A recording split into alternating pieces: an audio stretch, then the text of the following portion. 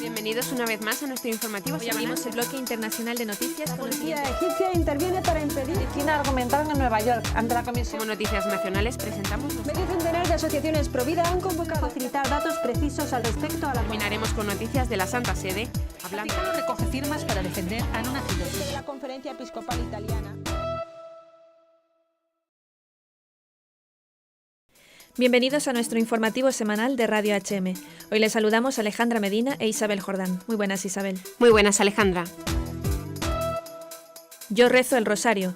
Las nuevas tecnologías se unen a la Semana de María en este mes del Rosario, cuando Twitter destacó el lunes con el hashtag Yo rezo el rosario en la festividad de la Virgen del Rosario. En la antigüedad, los romanos y los griegos coronaban con rosas a las estatuas de sus dioses, como símbolo del ofrecimiento de sus corazones. La palabra rosario significa corona de rosas. Rezar el rosario es llevar 10 flores a María en cada misterio, como decía un folleto de la JMJ, es decir, te quiero, una y otra vez. Y es que el amor y la piedad no se cansan nunca de repetir con frecuencia las mismas palabras, porque siempre contienen algo nuevo. Son rosas espirituales cuya fragancia dura eternamente.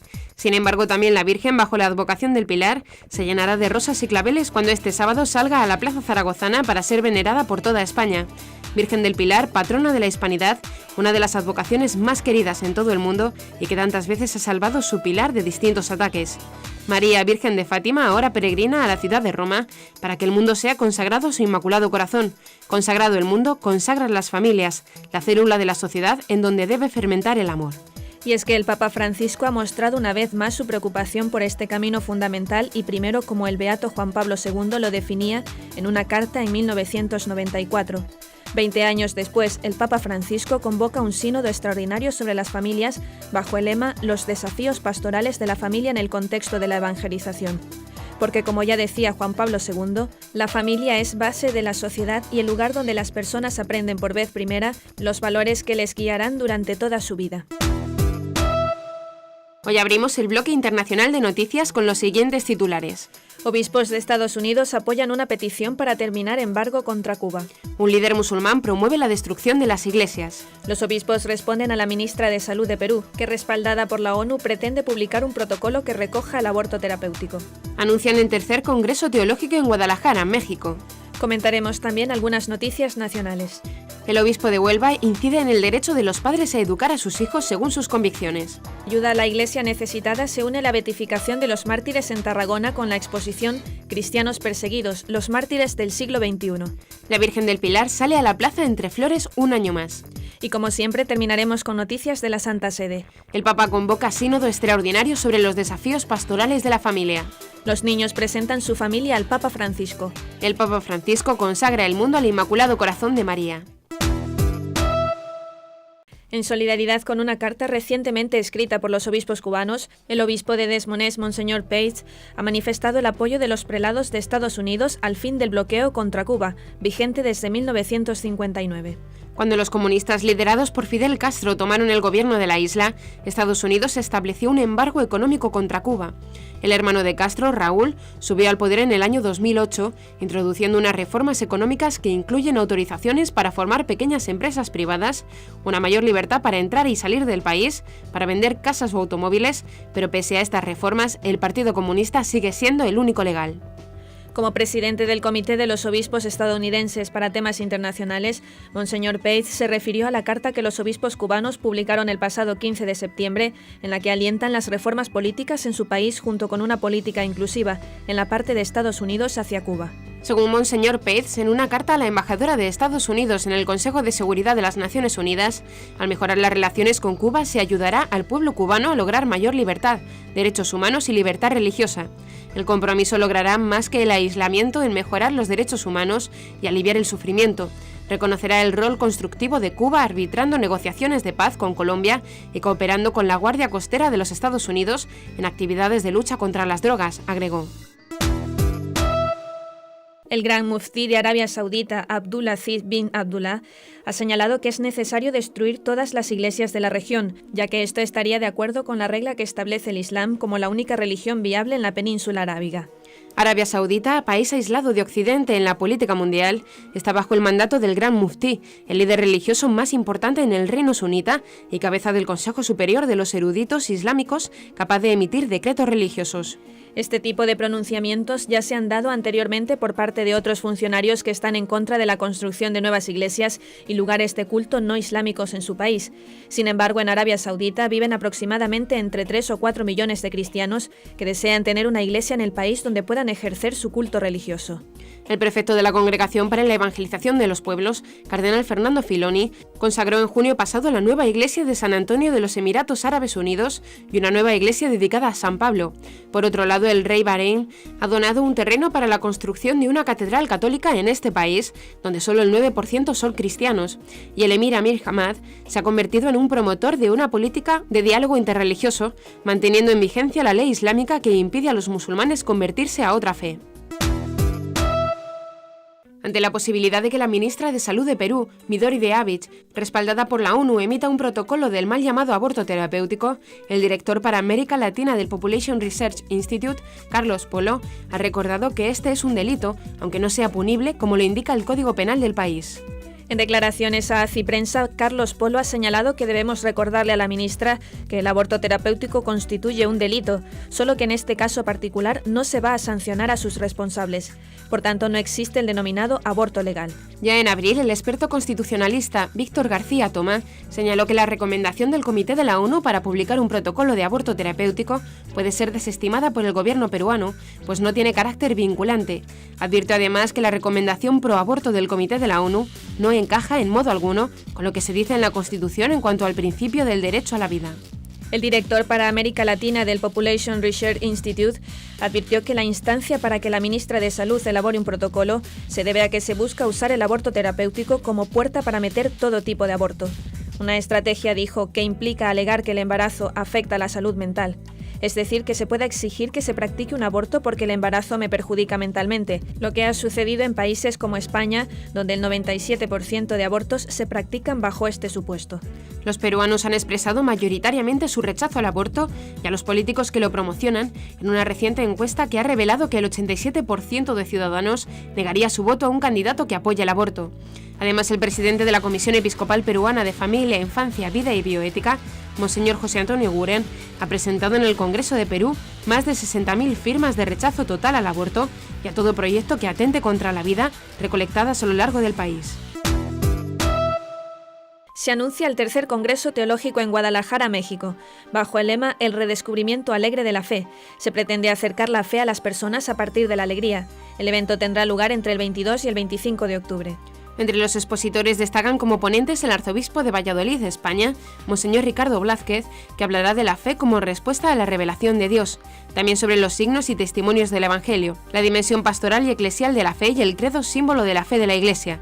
El rector de la Universidad Pontificia de México, Padre Mario Ángel Flores, expondrá sobre la fe como experiencia y acontecimiento y participará además del panel con el tema La fe y compromiso cristiano.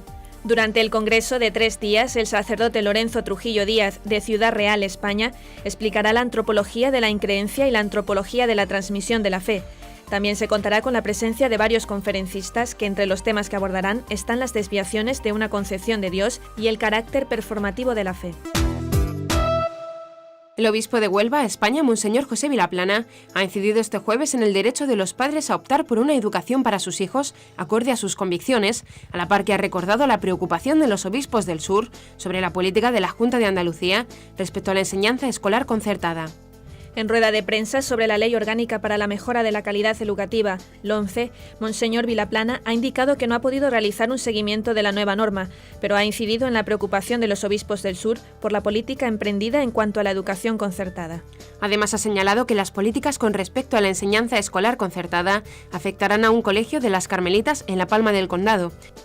Por otro lado, ha enfatizado que en el tema escolar, la Iglesia reconoce el derecho recogido en la Constitución de los padres a escoger la educación adecuada para sus hijos.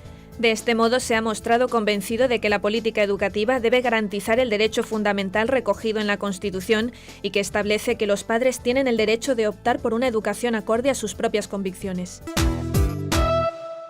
Ayuda a la Iglesia Necesitada se une a la mayor beatificación de mártires de la historia que ha tenido lugar este fin de semana en Tarragona, las beatificaciones de 522 mártires españoles del siglo XX.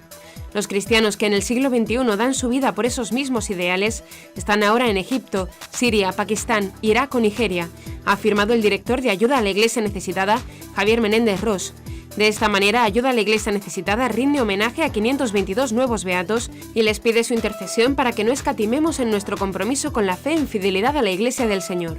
En el marco de este gran acontecimiento para la Iglesia que peregrina en España, Ayuda a la Iglesia Necesitada tiene expuesta la muestra fotográfica Cristianos perseguidos, los mártires del siglo XXI en el centro tarraconense El Seminari, calle Sant Pau 4 de Tarragona. La exposición muestra imágenes sobre la situación de la Iglesia perseguida en los 5 continentes y estará abierta hasta el 14 de octubre en horario de mañana y tarde. Para el director de Ayuda a la Iglesia Necesitada, Javier Menéndez Ros, es una obligación en justicia recordar a los cientos de mártires que en la Segunda República y en la Guerra Civil Española dieron su vida por el mero hecho de ser fieles a Dios y a su Iglesia. Ellos han sido semillas que han dado fruto y nos alientan a muchos para que extendamos el mensaje de salvación. Un año más, la Virgen del Pilar, asentada en Zaragoza, ha salido de la basílica para que peregrinos de toda España, vestidos con los trajes regionales, se acerquen allí, ramillete en mano y corazón en la Virgen para pedirle, agradecerle y venerarla. La Virgen del Pilar, patrona de la Hispanidad y de Zaragoza, ha sido revestida de blanco este año con ocasión de las fiestas en su honor. La instalación de esta estructura, que pesa 27.000 kilos, precisa de casi un día de trabajos en los que se emplean casi todos los operarios de las brigadas municipales y que fue montado el pasado miércoles. Una vez terminada, se precisa de una grúa para colocar la imagen de la Virgen de 1,5 metros, que descansa sobre un tronco piramidal de 2,5 metros, que este año se ha decorado con claveles blancos y que corona la pirámide metálica de varios pisos en las que se han depositado los 7 millones de flores de los oferentes. Además, a mitad de la estructura se ha colocado un manto que reproduce el escudo de la República Dominicana, ya que se propuso el año pasado contar con uno de los países de la Hispanidad en cada edición, y este es uno de los que tiene un manto histórico de la Virgen del Pilar, donado por los católicos dominicanos en 1961. Por primera vez en la historia, este año los oferentes han podido subir a venerar y besar la imagen de la Virgen. El Papa Francisco convocó el martes 8 de octubre la celebración de la tercera Asamblea General Extraordinaria del Sínodo de los Obispos del 5 al 19 de octubre de 2014, es decir, el próximo octubre, en el Vaticano, para reflexionar sobre el tema los desafíos pastorales de la familia en el contexto de la evangelización. El último sínodo ordinario realizado en el mes de octubre de 2012 en el Vaticano tuvo como lema la nueva evangelización para la transmisión de la fe cristiana. El director de la oficina de prensa de la Santa Sede, padre Federico Lombardi, ha recalcado la importancia de este nuevo sínodo para la situación de las familias. Además, ha remarcado que esta es la forma con la que el Papa tiene la intención de seguir el camino de la reflexión y de la comunidad de la Iglesia, con la participación responsable del episcopado de las diferentes partes del mundo. El padre Lombardi dijo que es justo que la Iglesia se mueva comunitariamente en la reflexión y en la oración y que adopte las orientaciones pastorales comunes sobre los puntos más importantes, como la pastoral de la familia, bajo la guía del Papa y de los obispos. Pero la preocupación del Papa por la familia no solo se concentra en el aspecto teórico y de reflexión, también quiere hacer partícipes a los más pequeños de las casas.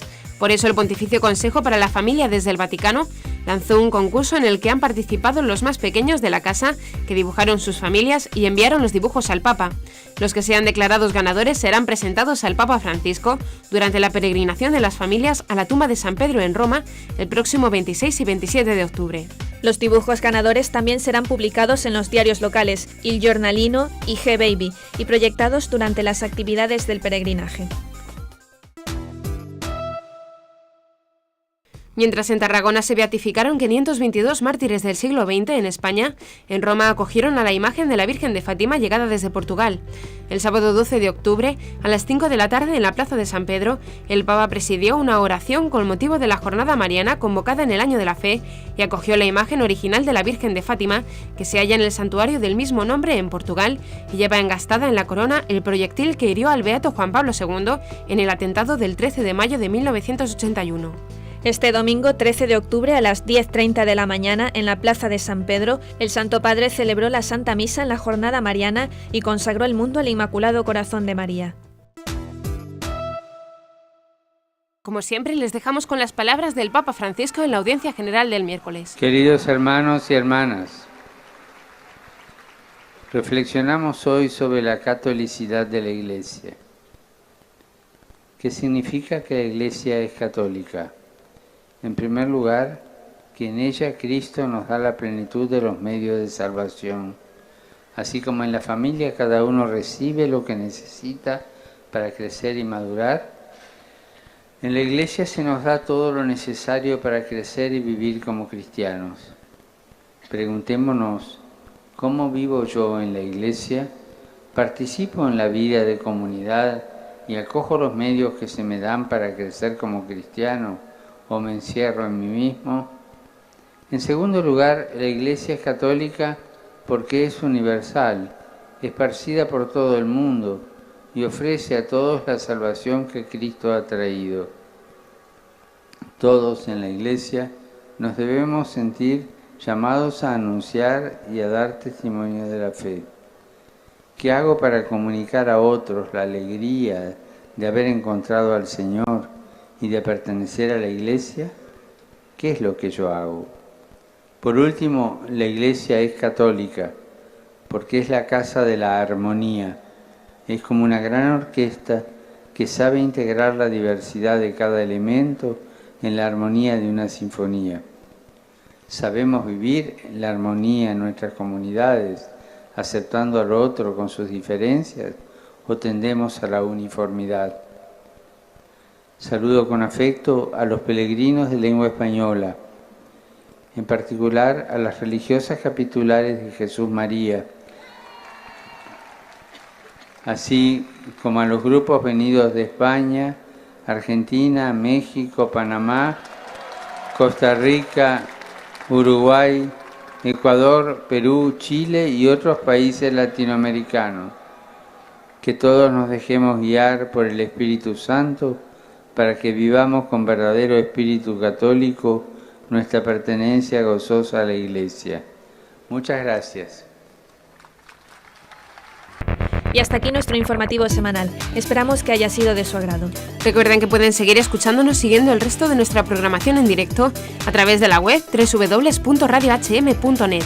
En ella podrán encontrar también distintos podcasts con los informativos anteriores y otros audios que también pueden ser de su interés. Seguiremos estos días informando de las noticias de la Iglesia y del mundo a través de nuestros breves espacios informativos que les ofrecemos todos los días, cada media hora aquí, en Radio HM, 88.9 FM y HM Televisión. Ayer, hoy y siempre la verdad. Gracias por habernos acompañado. Les han informado Alejandra Medina e Isabel Jordán. Hasta la próxima semana.